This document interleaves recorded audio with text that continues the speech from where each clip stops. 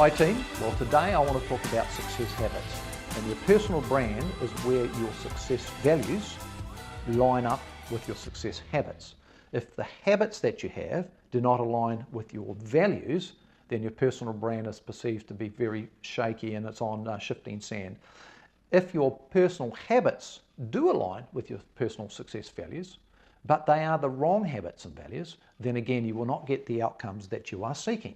So I have observed many people in business and in leadership positions who are very successful, and I've seen there are some common habits and some common patterns. So I'm going to talk about success habits today, and you can see the success values in another video.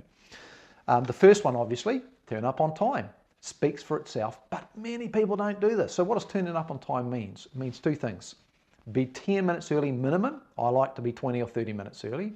And be prepared, be ready to go. And if you look at my video on Purpose Achieve Outcome, that'll get you ready for any meeting you've got. So turn up on time, whether it's a meeting with your team, whether it's a meeting with a friend, whether it's a meeting with a key business relationship or a colleague or a referral partner, whatever it is, make sure you're there early. The second thing is keep your word. Competence is one of the highest rated attributes and traits people look for in a leader. And the way to be seen as competent is to establish credibility. And the way you establish credibility is you keep your word. And I mean keep your word. Many people think they keep their word, but they let little things slide, and that's when the cracks start to appear and people lose confidence. And if you want to have a great personal brand and be perceived as a leader of competence and character, then you need to keep your word. Do what you say you're going to do. Third success habit is finish what you start. If you start something and you paint half the wall, finish painting the other half of the wall. So many people have a lot of threads. They chase squirrels, I call it. They go from one thing to the other and they never complete anything. So if you start something, you must finish it.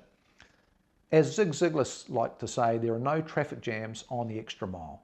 So I like Benjamin Franklin's take on this, which is go the extra mile and then give a little more. So many of the people that I work with that are very successful, they always go the extra mile and give a bit more than what was expected. And again, this is not a trait that many people carry for some reason. They like to sweep up to the line, but they don't like to sweep over the line. Make sure you sweep over the line and out the door for everybody you're dealing with. The fourth one is practice. Practice makes perfect. I spent 10 years or 12 years of my life from 6 to about 16, 17, 18, playing piano every day. And the only way to get good at playing piano, it doesn't matter how much talent you have, and I had a lot of talent, but the only way to get good at it is to practice. So you spend every day, the first 30 minutes is scales and exercises and arpeggios, and then the next hour or hour and a half is practicing 3 or 4 different pieces and breaking them down. Practice makes perfect, but perfect practice makes perfect. So if you're a leader and you're going to have a tough conversation, you have to practice that conversation. If you're a salesperson and you're going to go meet somebody, you need to practice ahead of time what you're going to do and what you're going to ask. But most leaders and most people in business don't practice. They just go live. And they're quite embarrassed to practice. I've got another video out there on practice, on role plays. So make sure you practice. Couple of other things is deselection. The most successful people, as Warren Buffett says, say no to almost everything. So the essence of strategy is deselection, choosing what not to do. The best recruitment process is deselection. The top people that I work with, one of the things that I drum into them is that you need to have one thing every day around your spiritual, physical, relational and financial goals. One action, not 3, not 2, 1. So choose what not to do. Don't spread your focus all over the place. If you think, well, that thing is important, use a matrix, which is easy to do, hard to do, high or low value. The things that are the highest value and easiest to do, tackle them first and leave everything else for later. The other thing that I really am big on is getting back to people with a sense of urgency. So an example, my place that I live in, one of my places that I live in, we've had to get a few painters to come through, give us some quotes, and I cannot believe how many of them will come through, spend 32 minutes to an hour of their time. They have to drive to get here, find a part, come up, spend their time with me, and then they go away and they never send a quote through. And I'm ready to get somebody to paint. So show a sense of urgency, get back to people quickly.